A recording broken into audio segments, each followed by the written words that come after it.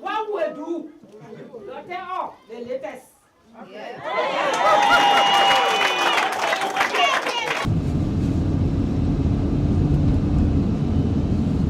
Wow. Yeah, that's great. That's exciting. We want people.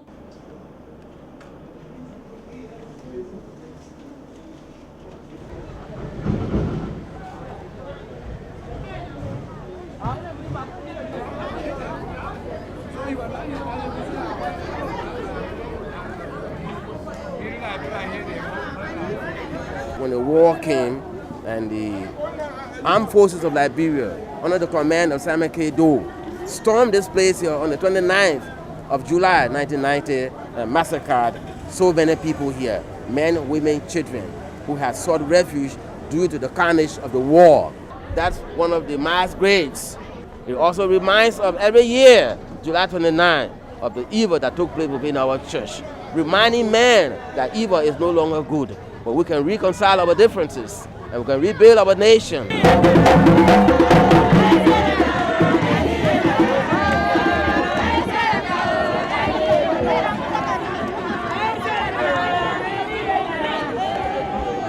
Now, when you go back out to your community, you spread the word for us now. Encourage people. TRC is not a code. Don't be scared to come there. Nobody will put hanger on your hand. Nobody carry you to jail. Just come and tell us the truth. Just come and talk the truth about what happened and what you know. Yeah? My name is Kristen Sabelli. I am heading up the Benetech Human Rights Programs project with the Truth and Reconciliation Commission here in Liberia.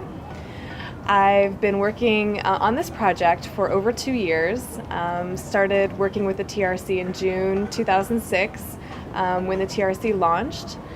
We've been working with the TRC to help them implement a rigorous process to analyze all of the statements they've collected from victims and witnesses of human rights abuses to prepare that information for a statistical analysis.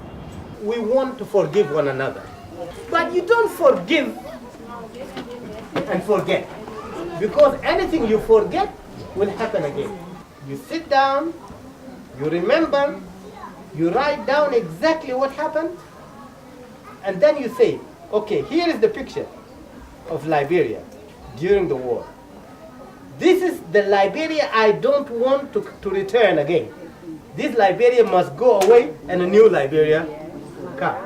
So the statements, the individual stories, provide incredible insight into the individual experiences of the victims of human rights abuses. But the TRC also needs to be able to report and examine the big picture, which is the pattern and the magnitude of the human rights abuses that took place.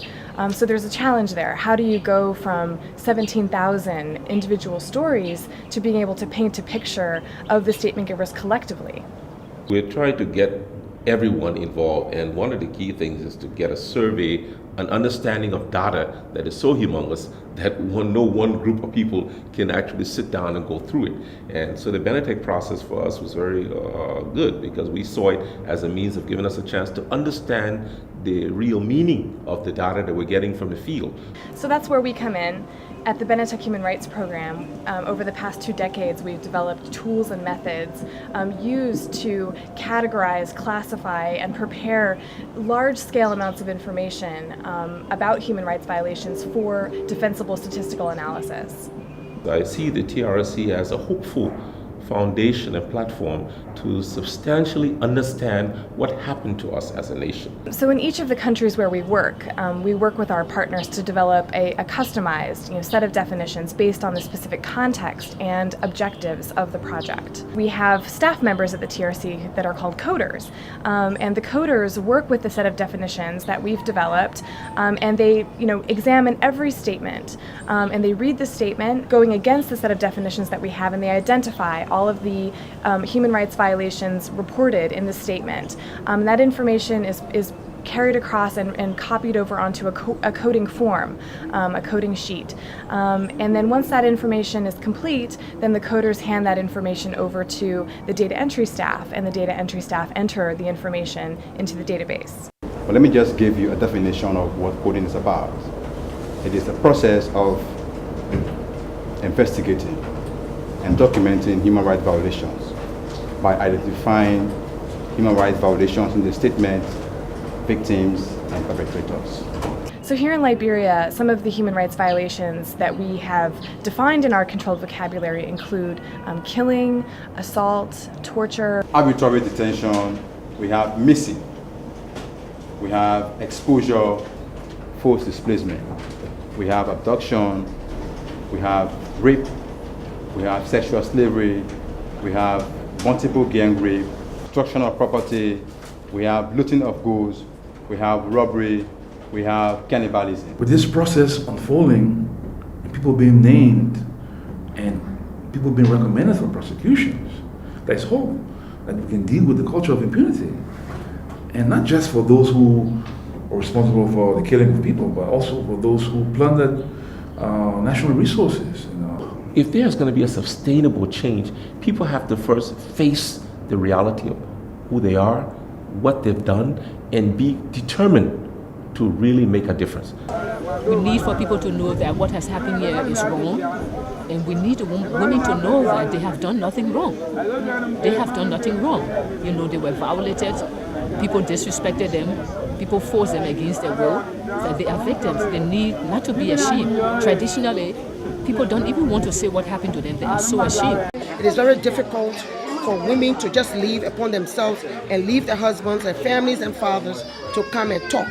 So we are saying that they should be encouraged to encourage other women, since they are leaders, to come to the TRC and tell their story, what they know, or if they know somebody who participated in one, they can also encourage that person to come and tell the story. It is only when the truth and the full story is told that it will be written, and that we promise that never will it happen again in our country. My today for me, don't touch it. My partner for me, don't touch it. My for me, don't touch it. My partner for me, don't touch it. My partner for me, don't touch it. My cassava for me, don't touch it. We're hoping that even after the TRC phases out, civil society organizations, the Human Rights Commission, and even some of us who will go back into the community will continue to work with people at the community level, you know, to push for whatever recommendations that we will be making to make sure that you know, these issues concerning women are actually and properly addressed.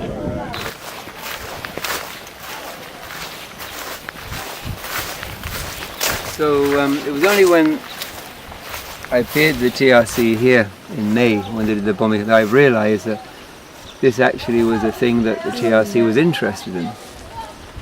Not just actually massacres, but why were 325 men and children allowed to die on this campus? Who was responsible? Not enough is being done for the young people. But these kids now, as they're getting older, the 10, 11-year-olds who are now 15, 16, 17, I wonder when they reach 25 how they're going to feel. And several kids, when they were testifying to the TRC, said at the end, I will pay my debt when I meet this general or that general. And then Jerome tried to counsel them, you know, he said, look, you know, let the law take its course. You know, you must not, you know, you have to forgive them, but, you know, there is an obligation that the people that did these terrible things should be brought to book. So there's a lot of kids, child soldiers at the moment, who have, in my opinion, have not really been treated too fairly by anyone. And I'm wondering what kind of effect will have them when they reach the age of 24, 25, when they reflect on the way they were treated. It's important to expose the truth. You know, many things that happen in darkness is things that cannot be able to touch the conscious. One thing that this TRC process will do for our country, I believe, is to expose to all Liberians of exactly what we did to each other. And already from the hearings, people are appalled and shocked, Could we do this to each other as a people after all these years?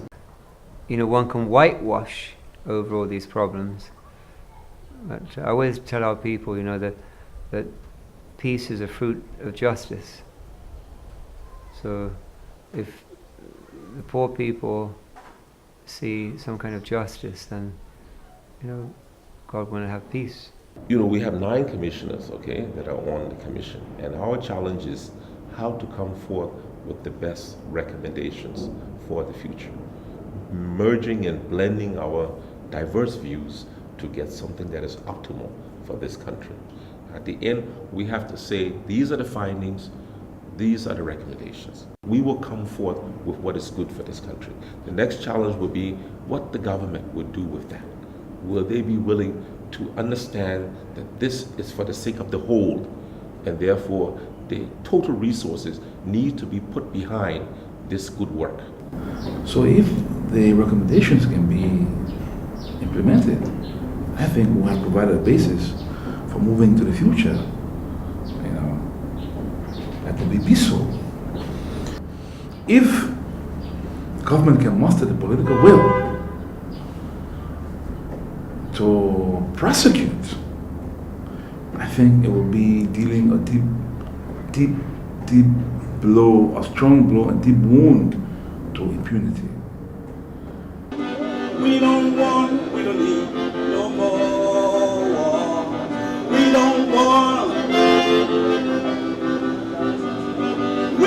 war. We don't need no more fight.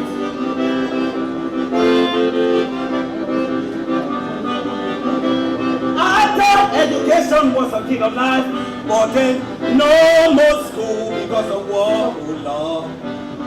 We don't want.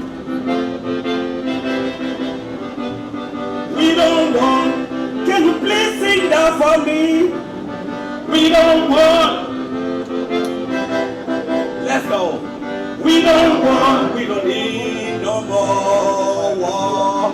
We don't want.